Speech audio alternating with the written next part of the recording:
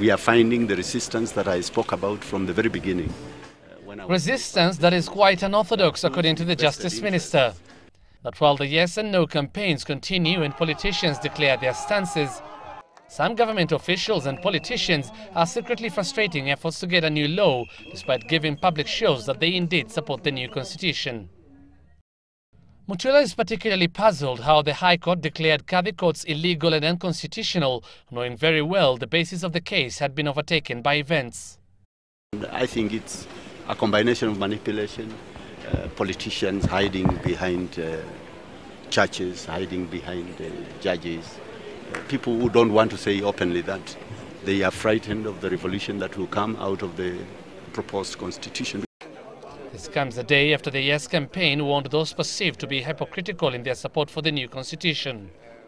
I want to assure you that, wale wanayumba kama wako hapo, they are going nowhere. Suspicion is always an element of politics. Mutula took Treasury to task over funding the civic education program.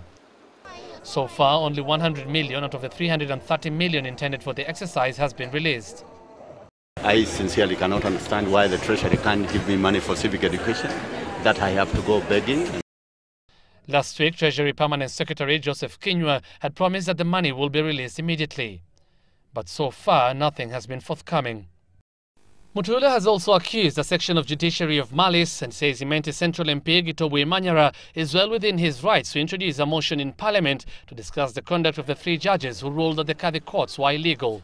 He says the judiciary might be working with anti-reformists for their selfish reasons.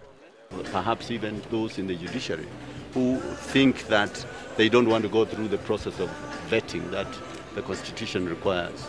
Mutula's concerns echo those raised by the Yes campaign team, that there are some opposed to the new set of laws. And you will think it's high time the Yes side ironed out this issue, lest it become a liability as they campaign for the new constitution.